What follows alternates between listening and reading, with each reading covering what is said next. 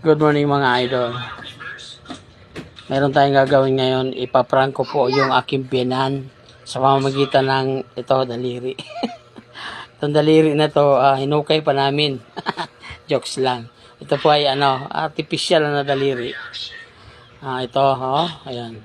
Ipaprank po namin yung aking biyanan ngayon. Kunwari, magbabayad po ako sa kanya ng yung aking inutang na pamasahe. Pero hindi naman talaga magpapabayad yun. Kaya pipilitin ko siya nga kukunin yung pera at saka ito po yung ibibigay ko. Tingnan natin mga idol kung anong mangyayari. Kung kakabahan ba siya or magagalit ba siya. So, antabayan natin mga idol. Sige po, good luck. Alis na po tayo ngayon mga idol. Puntahan ko na po ang aking biyanan. Andyan yung aking biyanan mga idol. Okay. Okay, yun na. Dahil na. Yun na tayo.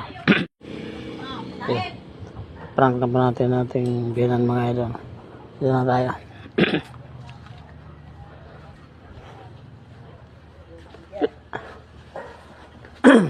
Ayan mga idol.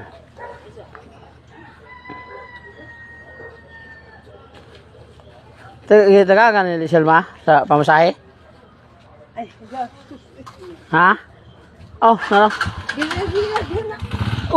Dili lagi. Lama. Hoy, Ginoo ko. Oh, nari. Ay, papuyo na diha. Bago pala.